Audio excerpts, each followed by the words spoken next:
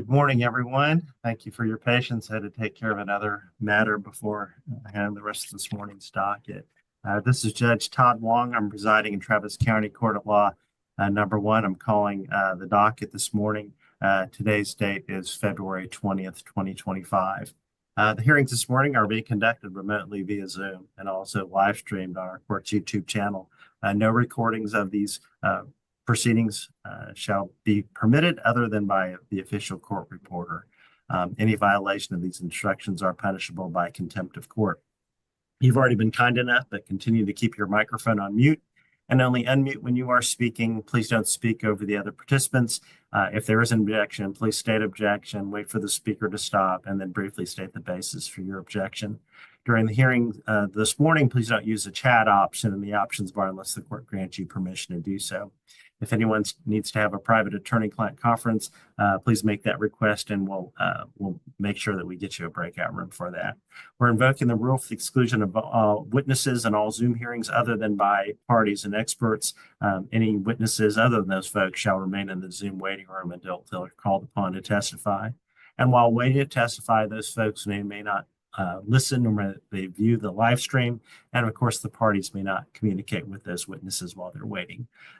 Testifying witnesses may not look at any documents or notes unless the court grants them permission to do so. Does everyone understand these instructions and our rules for Zoom hearings? If not, I'll go ahead and call the docket real quick here. It's not huge. CV 24-4209, Hector Chavez versus Aide Navarrete. It looks like a guardian ad litem status report. Lane Kazmierski for the plaintiff, Judge. Okay. Is there anyone else here for that? No? Easy Iliansky, guardian ad litem. Okay. Thank you very much. And then CV 22-4476, Discover Bank versus Kayla Womack. Michaela Brady for the plaintiff, Your Honor. Thank you, Ms. Brady. And is there anybody here on behalf of the defendant? Doesn't look like it. All right, very good. All right, let me go ahead and just do the first one. And I'm not going to put you in the Zoom waiting room, Ms. Brady, because I don't think this is going to take long. And you could even mute listening to us until we're done here.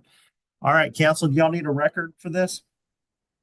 For Chavez versus Navarrete? No. Went too easy. Okay.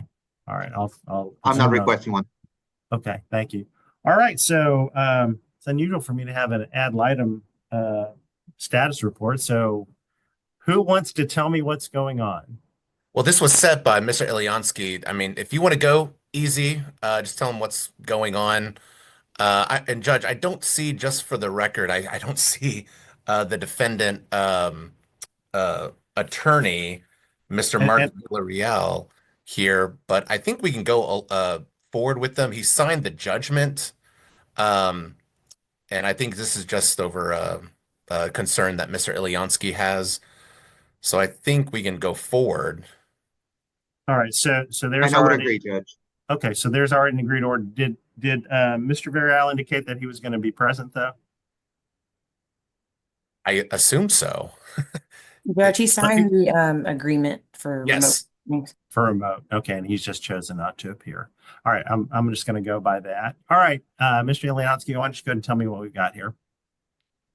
Thank you, Judge. Your Honor, I'm the court-appointed guardian ad litem. We're dealing with a minor. He was in a pretty horrific car incident. As far as we understand, he has both physical and psychiatric issues due to the incident. It's still being treated, the extent of which are still unknown. It is very likely that he's going to have lifelong injuries. He might be disabled for the foreseeable future. Now, this was a friendly suit, and it's settled for $30,000. That is the limit of the policy that is handled, that was carried by the plaintiff, or rather the plaintiff's father, because the driver was also a minor.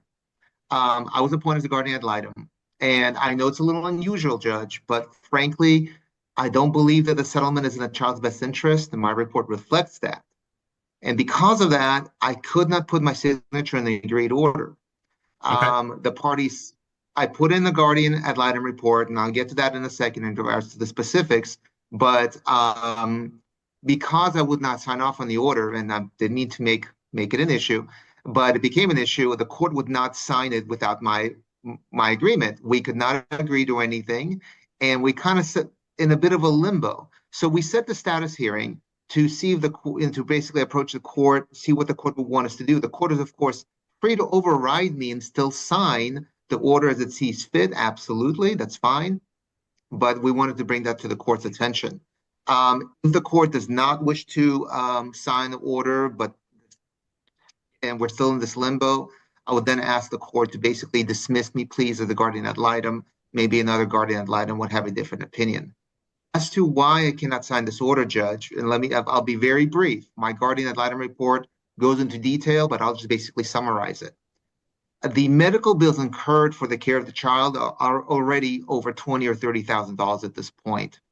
He's still receiving medical care. It's still ongoing. Even though it is the father that is the minor's child who is responsible for the child's medical bills now, the future bills, which will be considerable, will be the child's responsibility when he becomes an adult.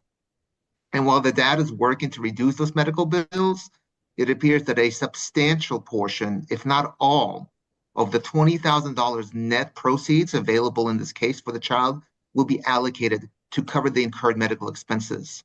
This means that not only does the minor not receive any substantial monetary settlement for pain and suffering, he will also likely be burdened by medical bills in the future. That is, will likely being disabled.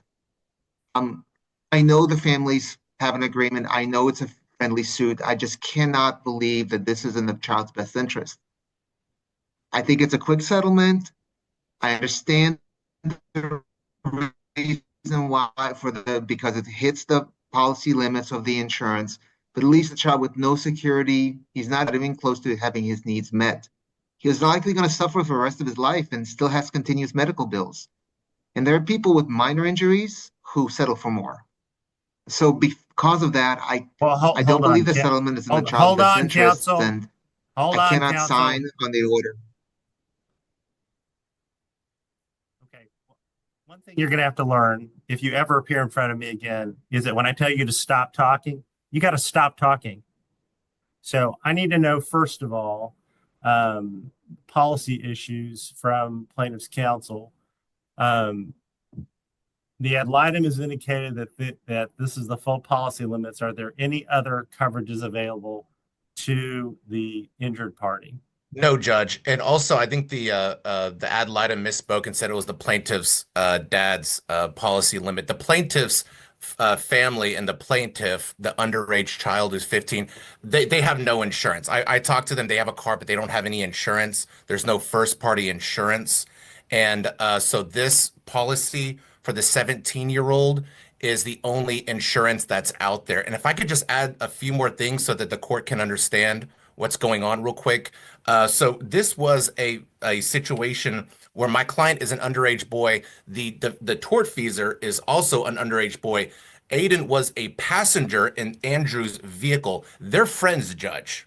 They're very good friends. They were coming back from a workout session, and the families, the Chavez family and the Navarrete family, are friends. When I took this case, Judge, one of the stipulations was I was not going to file a lawsuit. Now we're in a lawsuit right now, but it's a friendly lawsuit. Any kind of adversarial lawsuit, they said that they did not want to file a lawsuit. Now, under the circumstances, I told them, and I was correct, that I don't believe that we're going to have to file an adversarial lawsuit because they said they do not want to file a lawsuit against their friends.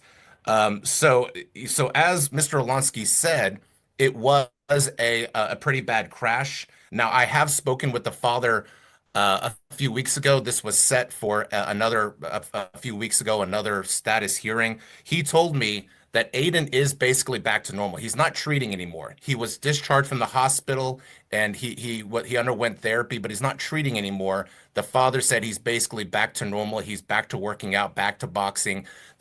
Mostly the only he did have seizures because he got a skull fracture, Your Honor, but he has no other he hasn't had any seizures since then. He's going to have a lot of cuts and abrasions.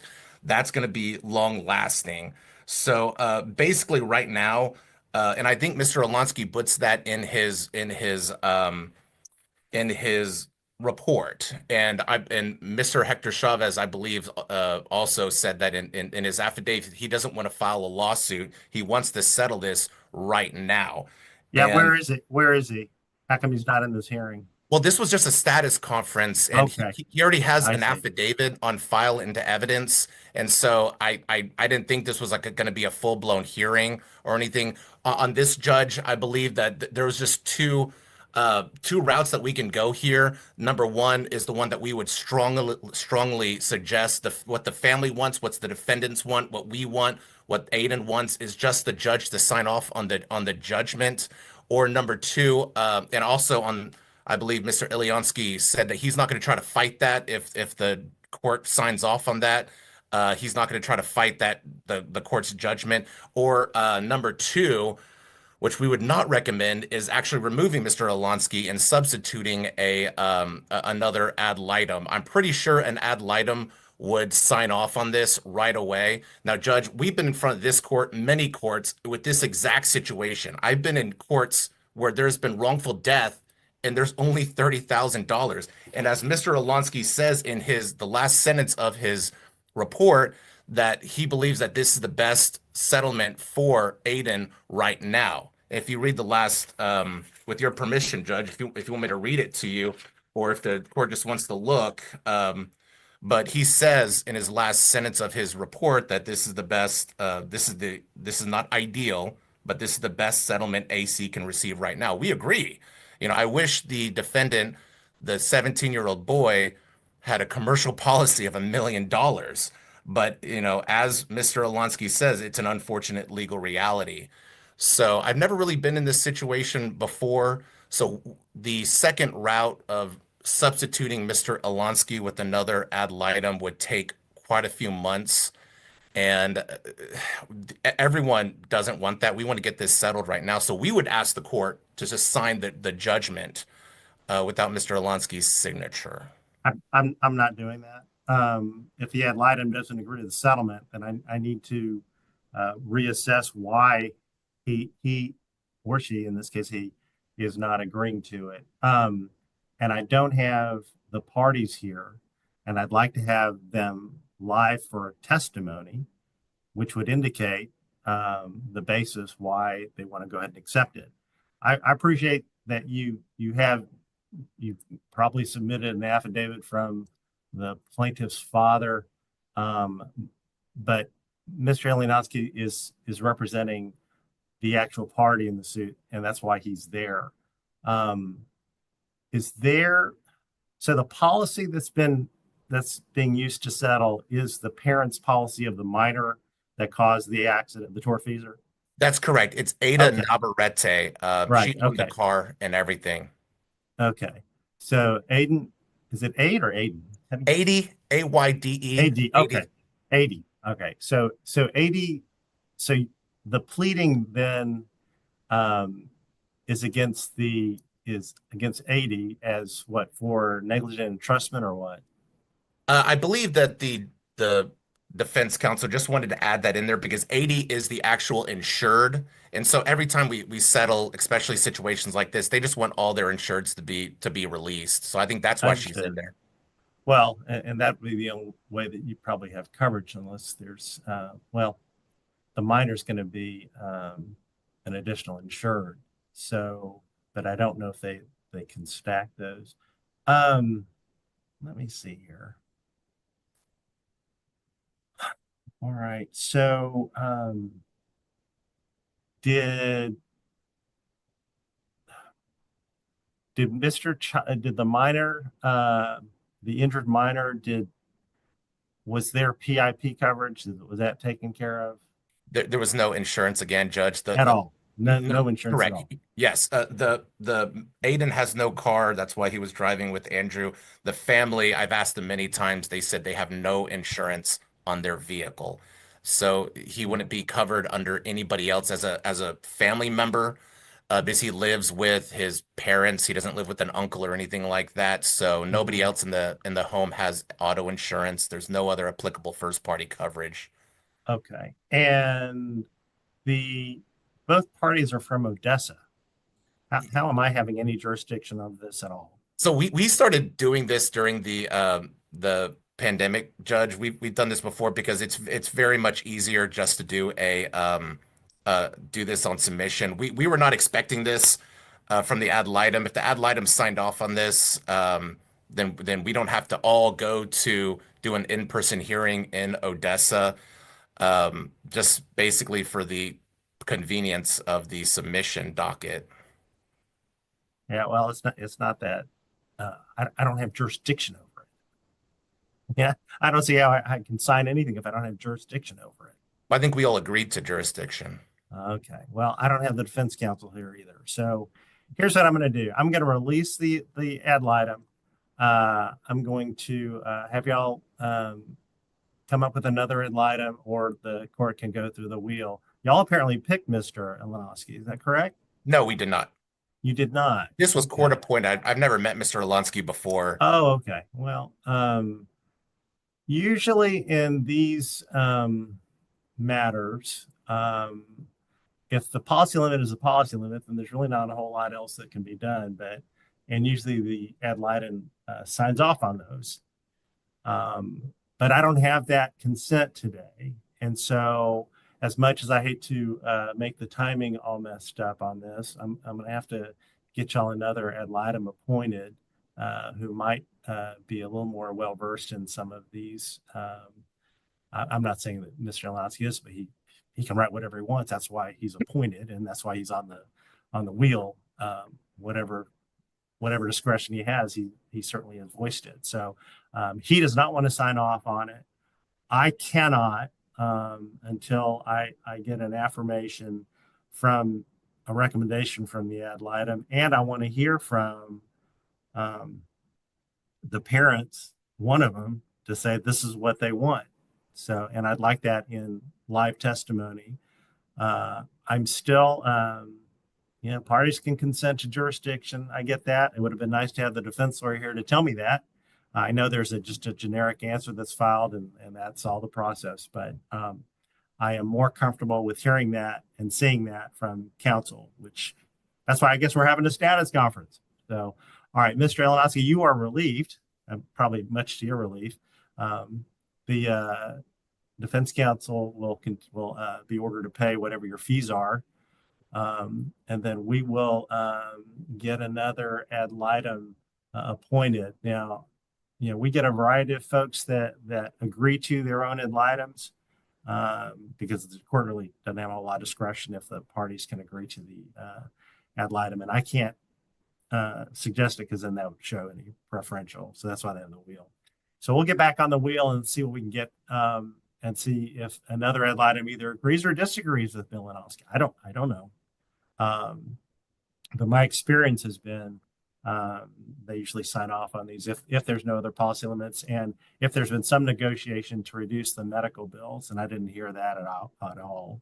And I'm sure it's outrageously high because of the injuries, but usually the providers will drop, they used to drop significantly the amount that they're seeking when they know that there's not much coverage or any at all. So that being said, Mr. Alansky, if you'll send me an order saying that you've been relieved, and also that the defendants will go ahead and pay your fee. What are your fees? I think it might be frozen. I think he's. I'm going to go ahead and waive my fees. You're going to waive your fees. So okay. Just all right. Well, you did work on it, but yes. And Your Honor, given the low amount, I'm going to go ahead and waive my fees. But also, I think I have an unstable connection, and therefore, I'm sorry if I spoke over the court. I did not mean to. I did not hear the court That's speaking fine. earlier. It's fine. Thank you. All right. Very good. And then we'll get another ad litem appointed and see if he or she is okay, or they may say amen to Mr. Alansky, and we'll see what you're going to do next. But why don't we have another go of this, and we'll see what we can do. Okay. Thank you, Judge. All right. Thank y'all very much. Thank you, y'all have a Judge. great rest of the day. You too. You're excused. You as well.